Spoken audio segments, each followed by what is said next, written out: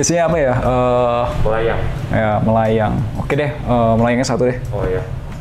Buat Oke, ya berapa? 19. 19.000. Ya.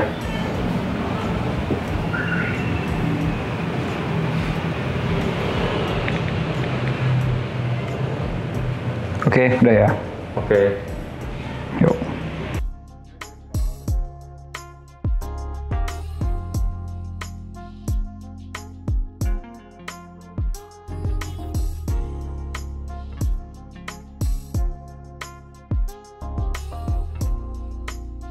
Terima kasih, Pak.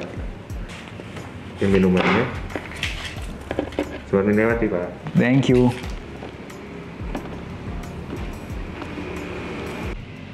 Halo guys, jumpa lagi bersama saya, Melvin Mumpuni, CFP, perencana keuangan, dan juga founder dari Finansialku.com. Apakah kamu punya banyak karyawan, sulit dikasih tahu, dan akhirnya kamu makan ati sendiri? Guys, kalau ampela ati itu enak dimakan. Tapi, kalau kamu makan ati karena kerjaan, nggak enak banget guys. Dia yang paling hebat, merasa paling jago dan paling dahsyat.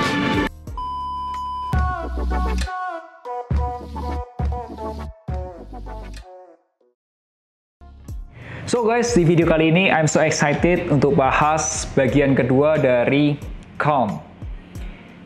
Keep calm and be an entrepreneur. Di video pertama aku bahas tentang segitiganya. Nih kamu kalau mau nonton. Dan di video sebelumnya saya juga sudah bahas 5 skills komunikasi. Kamu harus nonton juga tuh.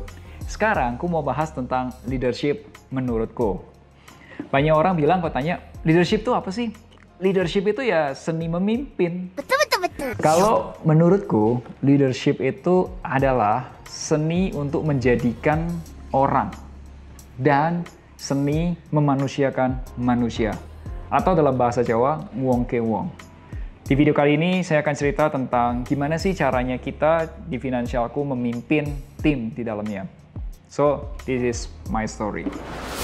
Guys, kali ini aku akan cerita salah satu timku yang sudah aku sebut nih di video sebelumnya, namanya Dendi. Jadi setelah kita pendanaan pertama, kita butuh seorang yang bisa mengelola database kita. Biasanya orang-orang sebut email marketers.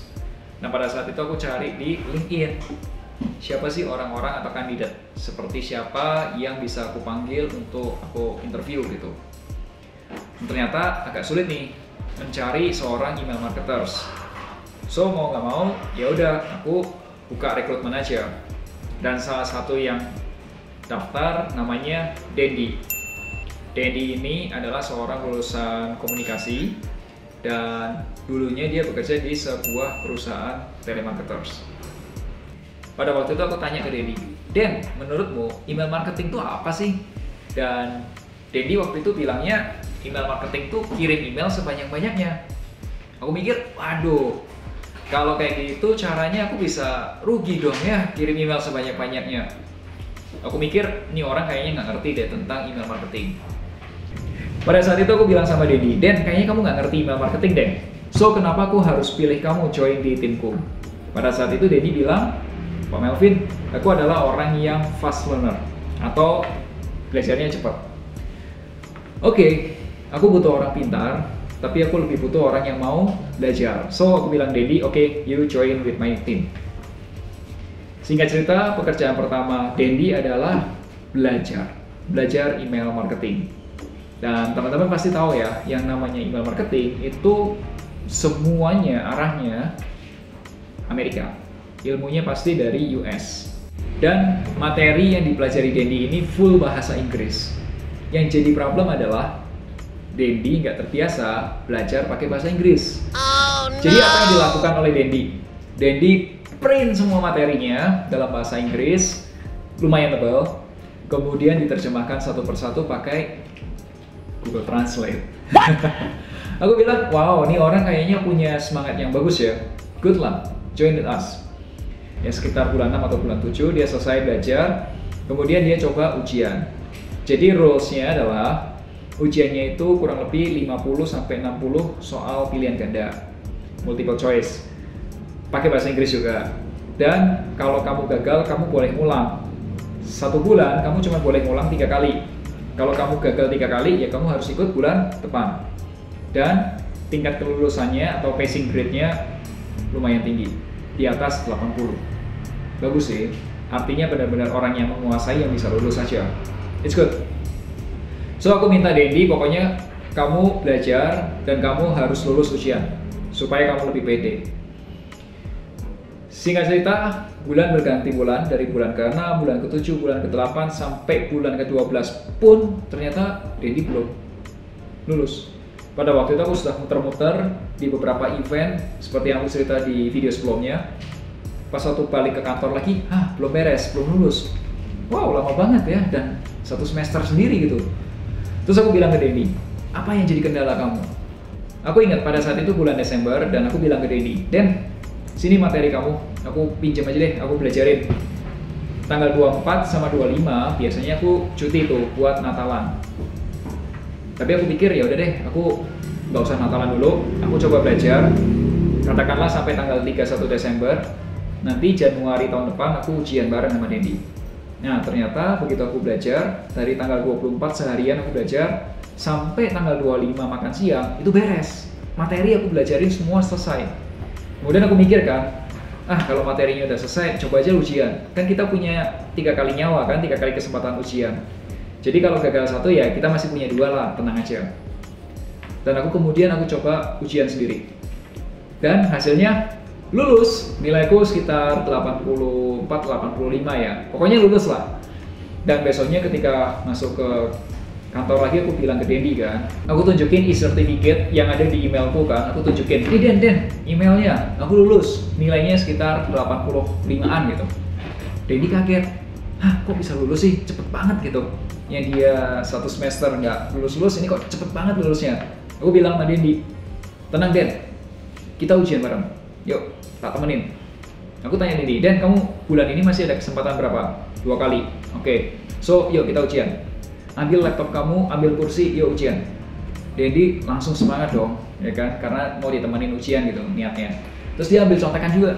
Aku bilang, Den ngapain lu ambil contekan? Ujian udah berkali-kali gagal, masih nyontek. Udah langsung aja. Duduk aja, doa, yuk ujian bareng. Nah, kira-kira teman-teman, bagaimana cara aku membantu Dendi supaya bisa lulus ujian? Kalau kamu mikir, aku kasih tahu jawabannya, no, itu tidak mendidik. Nah, yang aku lakukan adalah aku bilang sama Dendi, yuk kita ujian bareng. Nah, ketika Dendi pilih jawaban satu persatu, sampai suatu saat ada yang menurutku nggak pas, aku bilang sama Dendi, Den, ini loh soal ini, ya, itu tuh kalau diterjemahin ke bahasa Indonesia tuh artinya ini. Pilihan gandanya tuh artinya ini. Kenapa lu pilih yang itu? Concern lu apa? Nah, Dendi jelasin kan, oh ternyata selama ini dia nggak lulus bukan karena nggak ngerti, tapi ya karena ada masalah bahasa. Dan memang ada beberapa pemahaman yang kurang tepat. Nah, singkat cerita hari itu aku bantu dengan cara itu dan Dendi lulus guys. Nilainya lebih tinggi daripada aku. Kalau aku sekitar 85, Dendi bisa sekitar 86-87. Tapi itu achievement pertama yang membuat Dendi menjadi lebih pede. Sekarang, Dendi di Finansialku itu mengelola database lebih dari 500.000 email. Disegmentasi 10 segmen yang berbeda. Dan kalau kamu masih nggak percaya, kamu download aplikasi Finansialku, bisa di Google Play Store atau di App Store, dan email pertama pasti dari Dendi. Kalau kamu nonton video ini dan terima email pertama dari Dendi, welcome to aplikasi Finansialku, please answer, Dan gua tahu cerita lu dari video. Dan cerita itu nggak cuma Dendi. Dan ketika seseorang atau tim kamu itu upgrade skills, jadi orang yang punya skills baru yang lebih hebat daripada sebelumnya, itu satu, orang itu akan lebih percaya diri. Kedua, perusahaan kamu pun juga akan bertumbuh, berkembang.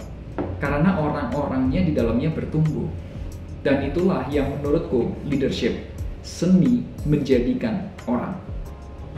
Dan teman-teman, kejadian ini atau cara seperti ini tidak cuma hanya Dendi, tapi juga ada teman timku dari SEO yang nggak percaya kalau aku bisa mendapatkan 1 juta pertamanya. Dan kalau kamu nonton video ini, be proud of you. Dan juga ada juga temanku yang tadinya juga ada di financial planner dan sekarang karena sering mendengar aku memotivasi, akhirnya dia jadi entrepreneurs. But it's okay, good. Semoga sukses juga bisnis kamu. Dan ada juga orang yang bantu video ini. Ada salah satu namanya Cynthia. Dia backgroundnya adalah seorang lulusan accounting, punya passion di video YouTube. Akhirnya dia meneruskan kuliahnya di perfilman. Dan juga teman-temanku, ada Ilham, ada Chin, dan ada juga Yoki. So teman-teman, thank you buat semua tim finansialku yang sudah bantu gua dan semuanya, dan juga teman-teman yang sudah subscribe YouTube channel finansialku yang udah dukung kita. Menurut saya, tipe leadership Pak Melvin itu tipe yang demokratis. Segala sesuatu keputusan yang diambil berdasarkan diskusi, berdasarkan riset dan data. Tidak pernah memaksakan keinginan. Pak Melvin juga merupakan leader yang memberikan contoh. Jadi kebanyakan project atau inovasi yang diambil itu dia selalu coba duluan. Misalkan menggunakan sistem ini bagus atau tidak, menggunakan strategi ini bagus atau tidak, dia selalu coba duluan, baru didiskusikan atau didelegasikan kepada timnya. Sehingga saya merasa kalau Pak Melvin ini tidak cocok untuk disebut bos. Pak Melvin ini lebih ke coach, pelatih yang benar-benar memberikan mentor, memberikan ilmunya kepada setiap anggota timnya. Sebagai contoh, waktu awal 3 tahun yang lalu saya masuk di dunia digital marketing, tepatnya email marketing, itu benar-benar blank. Nggak tahu apa itu namanya email marketing, tapi ya itu tadi, Pak Melvin sudah lebih jauh belajar duluan tentang email marketing, dan dari situ ilmu-ilmu yang dia dapat diberikan kepada saya gali lebih dalam, dan akhirnya ya bisa seperti sekarang ini.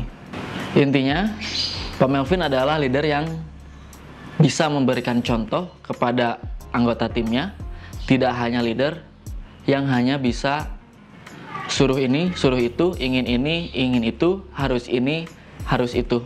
Tapi dia benar-benar memperhatikan setiap detail project atau strategi yang akan dijalani. Oke guys, di video kali ini aku udah jelaskan leadership menurutku adalah 2 hal. Satu, seni untuk menjadikan orang, dan kedua, seni memanusiakan manusia, atau bahasa Jawanya nguong kewong. Dan teman-teman, yang namanya pebisnis itu pasti ujung-ujungnya duit. Ya harus jago. Kalau kamu sudah jago komunikasi, tim kamu jago, dapat uang. Kalau uangnya nggak di-manage dengan baik, ya sama aja. So, di video berikutnya saya akan cerita tentang money management.